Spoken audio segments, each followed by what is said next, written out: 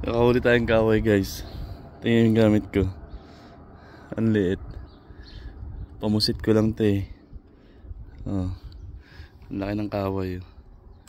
May 1 kilo yata to. Oh, diba? Ang liit lang nung rod ko. Pero nakadali tayo ng kaway. Sa biki. Uy, shoot.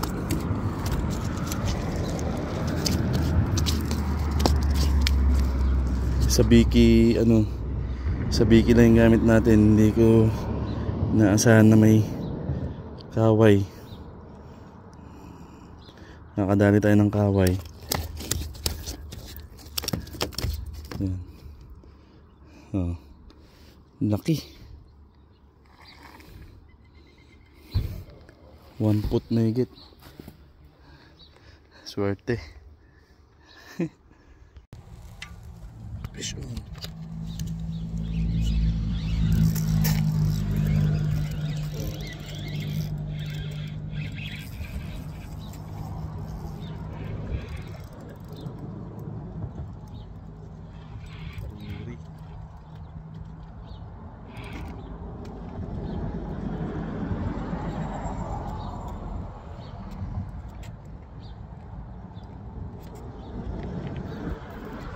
Paruri. Ayan. May tinatawag na yung paruri dito. Mukha siyang tilapia. Pero ano siya? Black snapper. Ayan. Good eating fish naman din to. Pero para sa mga lokal, ravish daw to. Ayan. Paruri.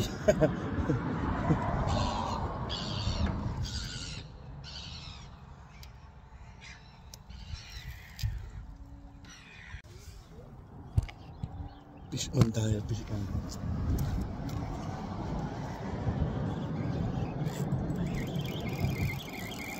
Fish on.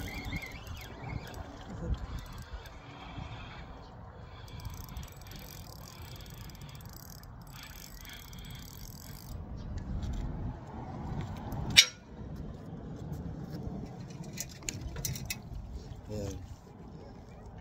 Nahuli tayo. Ito yung tinatawag na yellow eye o hearing. Ayan. Mukha siyang bangus. Ewan ko meron sa Pilipinas nito. Ayan na. Mukha siyang silay-silay kung tawagin ba yan. Ayan, kaya siya tinawag na yellow eye dahil sa distinct yellow eye niya. Ayan.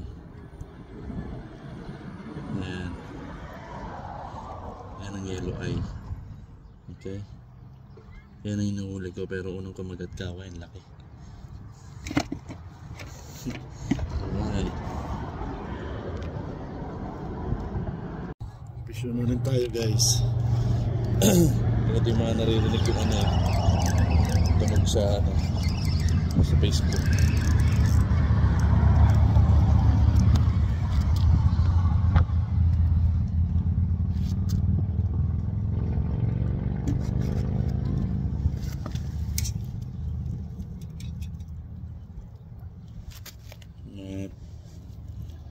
Hearing ulit.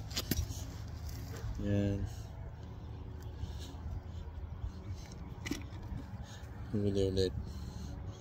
So maya pag naka-10 o 20 siguro, uwi na tayo. Okay na yan. Tinatamad ako mag big game ngayon. Small game muna tayo. Gamit ang ating small rod and big tummy. Alright.